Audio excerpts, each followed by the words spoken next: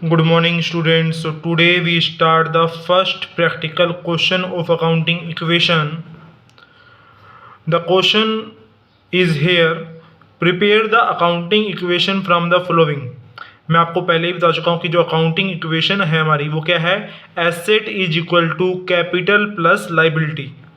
तो आज हम इससे रिलेटेड फर्स्ट क्वेश्चन स्टार्ट कर रहे हैं। तो मैं आपको सबसे पहले फॉर्मेट बताता हूँ कि फॉर्मेट कैसे बनेगा अकाउंटिंग इक्वेशन का। You can see here first column is related to the serial number, second column is related to the transactions, third column is related to the asset is equal to capital plus liability. After that in second column we write down the transaction. The transaction is here. Sandeep started business with cash of rupees 1 lakh. Sandeep ने business start करा cash के साथ। तो संदीप कौन है, business का owner है। तो उसने बिजनेस स्टार्ट करा है कैश के साथ। तो बिजनेस में आ क्या रहा है, कैश आ रहा है। तो कैश हमारी क्या है, एसेट है। तो एसेट के नीचे हमने एक कॉलम बना दिया जिसमें हम सारी की सारी एसेट लिखेंगे, कैपिटल के नीचे कैपिटल लिखेंगे और लाइबिलिटी के नीचे लाइबिलिटी लिखेंगे। तो सेम एसेट के नीचे हमने पहला कॉलम बनाया कैश का। अभी जो फर्नीचर और स्टॉक का कॉलम है वो आपने अभी नहीं बनाना, आपने सिर्फ कैश का कॉलम बनाना है। क्यों? क्योंकि क्वेश्चन में लिखा है कि Sandeep started business with cash. Sandeep ने बिजनेस स्टार्ट करा कैश के साथ। अगर संदीप बिजनेस स्टार्ट कर रहा है कैश के साथ तो बिजनेस में क्या आ रहा है, कैश आ रहा है। आपने बिजनेस के पॉइंट ऑफ व्यू से सोचना है ये सारा का सारा, क्योंकि आप अकाउंट्स फर्म के बना रहे हो, बिजनेस के बना रहे हो, तो बिजनेस की बात को सोच कर चलना है। तो बिजनेस में 1 लाख रुपये कैश आया तो हमने कैश के नीचे 1 लाख रुपये दिखा दिए। अगर संदीप बिजनेस स्टार्ट कर रहा है तो संदीप मालिक है। जब मालिक बिजनेस में पैसा लगाता है दैट इज कॉल्ड कैपिटल। तो इससे कैपिटल क्या होगी, संदीप की बढ़ेगी बिजनेस के अंदर। तो कैपिटल के नीचे भी हमने कितने दिखा दिए, 1 लाख रुपए दिखा दिए। तो दोनों की साइड का टोटल क्या आ रहा है, इक्वल आ रहा है। क्लियर है। अब सेकेंड ट्रांजेक्शन हमारी यहाँ पर ये है कि purchase furniture for cash ₹5000। Furniture purchase करा है कैश में 5000 रुपये का। तो बिजनेस में क्या आ रहा है, फर्नीचर आ रहा है। तो जब बिजनेस में फर्नीचर आएगा तो हमने फर्नीचर को क्या माना है, एसेट माना है। तो एसेट के एक कॉलम और बना दिया फर्नीचर का। स्टार्टिंग से फर्स्ट एंट्री में फर्नीचर का कोई रोल नहीं था, इसलिए हमने पहली एंट्री में उसका जीरो बैलेंस दिखाया। स्टार्टिंग जब हमने सेकंड एंट्री करी तो स्टार्टिंग में जो बैलेंस ब्रोट डाउन करा है, पिछले साल का बैलेंस पहले जो दिखाया वो जीरो आएगा। अब 5000 का फर्नीचर परचेज करा है कैश में। तो अगर फर्नीचर परचेज करा है तो फर्नीचर आ रहा है बिजनेस में तो 5000 प्लस कर दिए। अगर फर्नीचर कैश में परचेज करा तो कैश जा रहा है तो कैश में से 5000 क्या कर दिए, माइनस कर दिए। क्लियर है। तो यहाँ पे कैश का बैलेंस आ गया 95,000, फर्नीचर का बैलेंस आ गया 5000 और कैपिटल का बैलेंस सेम का सेम 1 लाख का 1 लाख रहेगा, क्योंकि इस ट्रांजेक्शन से कैपिटल पर कोई भी इफेक्ट नहीं डला। थर्ड पॉइंट है कि परचेज गुड्स फॉर कैश 20,000। आपने गुड्स परचेज करी हैं। मैं आपको पहले भी बता चुका हूं कि अगर आप एसेट परचेज करते हो तो उसके लिए एसेट वर्ड यूज़ करते हो, पर अगर आप गुड्स परचेज कर रहे हो, वस्तुएं परचेज कर रहे हो बेचने के लिए, तो उसके लिए स्टॉक वर्ड का यूज़ करोगे। तो स्टॉक आपकी क्या है, एसेट है। तो यहाँ पे हम एक एसेट में थर्ड कॉलम बना देंगे स्टॉक का। अगर आपने एसेट परचेज करी थी तो हम एसेट का कॉलम बनाते। यहाँ पे आपने गुड्स परचेज करी तो हम गुड्स के लिए क्या वर्ड यूज़ करेंगे, स्टॉक। तो आपने कितने की गुड्स परचेज करी है, 20,000 की। तो स्टॉक 20,000 से बढ़ गया। तो हमने यहाँ पे स्टॉक के कॉलम में स्टार्टिंग में जीरो बैलेंस था, क्योंकि पहली दोनों एंट्री में स्टॉक का कोई यूज़ नहीं हुआ। तो थर्ड एंट्री में हमने इसको कितना बैलेंस दिखा दिया, 20,000 से बढ़ा के दिखा दिया। अब जो स्टॉक परचेज करे वो कैश में परचेज करे तो आपका कैश क्या हो जाएगा, कम हो जाएगा। तो हम कैश में से 20,000 को क्या कर देंगे, माइनस कर देंगे। तो 95,000 हमारे पास पहले कैश बचा था, रिमेनिंग हमने 20,000 माइनस कर दिया। फर्नीचर का सेम बैलेंस रहेगा। स्टॉक स्टार्टिंग से जीरो बैलेंस आ रहा था, क्योंकि पहली दो एंट्रीज में स्टॉक का कोई बैलेंस नहीं था। थर्ड एंट्री में हम स्टॉक लेके आए तो 20,000 थर्ड एंट्री दिखाया। कैपिटल का इस पर कोई इफेक्ट नहीं पड़ा, तो इसलिए हमने कैपिटल में कोई एंट्री नहीं करी।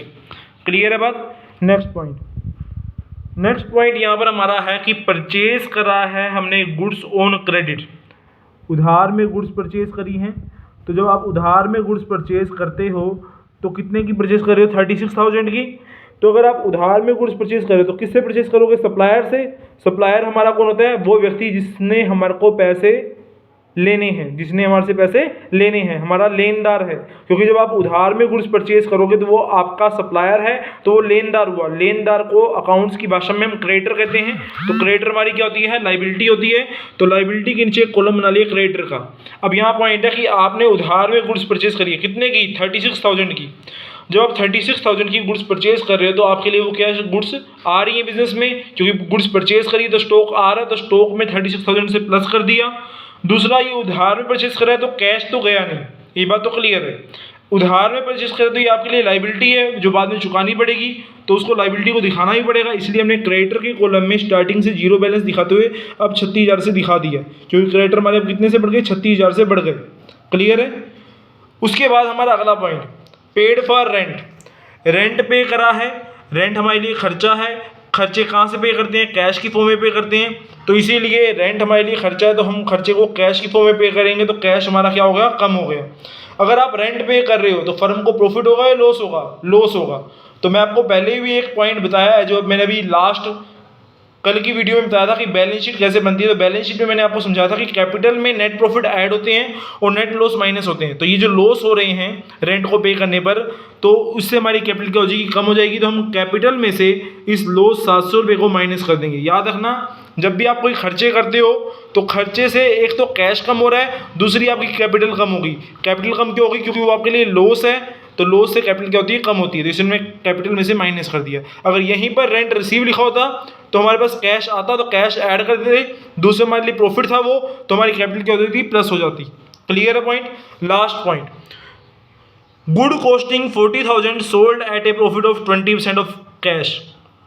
गुड की कॉस्ट मतलब कि गुड्स कितने रुपए की है, 40,000 रुपये की है, पर आपने 20% प्रॉफिट पे सेल करी है। मान लो आप दुकानदार हो, आपके लिए सामान 40,000 रुपये का था, आपने उसको 20% प्रॉफिट पे सेल कर दिया, तो 40,000 का 20% निकालना आता है आपको, 8,000 बनेगा।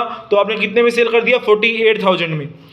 अब आपके लिए वो सामान कितने का था, 40,000 का, तो बिजनेस से जो स्टॉक जाएगा वो कितने का जाएगा, 40,000 का। नॉर्मली बात सोचने की है कि आप दुकानदार हो, आपके लिए वो सामान 40,000 का है, क्योंकि आपने जिससे खरीदा वो 40,000 में देके गया आपको, और आपने आगे 48,000 में बेच रहे हो, तो आपके लिए सामान कितने का गया, 40,000 का। तो स्टॉक कितना कम होगा, क्योंकि आपने गुड्स सेल करी तो स्टॉक जा रहा है, तो 40,000 से स्टॉक कम हो जाएगा। अब आपने ये गुड्स कैश में सेल करी तो आपके पास पैसे कितने आएंगे, 48,000। आपका 40,000 का सामान है, आप 20% प्रॉफिट पे सेल कर रहे हो, जो कि 8,000 बनता है, तो कितने में सेल कर रहे हो, 48,000 में। तो 48,000 आपके पास कैश आ जाएगा। अब आपको 8,000 का प्रॉफिट हुआ है। मैंने अभी लास्ट पॉइंट में बताया कि लॉस को हम कैपिटल में से माइनस करते हैं और प्रॉफिट को ऐड करते हैं। तो यहाँ पे हम कैपिटल में 8,000 के प्रॉफिट को ऐड कर देंगे। क्लियर है पॉइंट। तो हमारा कैश का बैलेंस आ गया 1,22,300 रुपये, फर्नीचर का बैलेंस 5,000, स्टॉक का 16,000, कैपिटल का 1,07,300 रुपये, और हमारा लाइबिलिटी का बैलेंस है 36,000 रुपये। तो ये दोनों साइड का टोटल इक्वल बनना चाहिए। तो हम इसको प्लस कर लेंगे, इनको प्लस कर लेंगे। अगर दोनों साइड का टोटल इक्वल आ रहा है तो हमारा क्वेश्चन क्या है, करेक्ट है। क्लियर है पॉइंट। तो ये हमारा फर्स्ट प्रैक्टिकल क्वेश्चन था अकाउंटिंग इक्वेशन का। Thank you.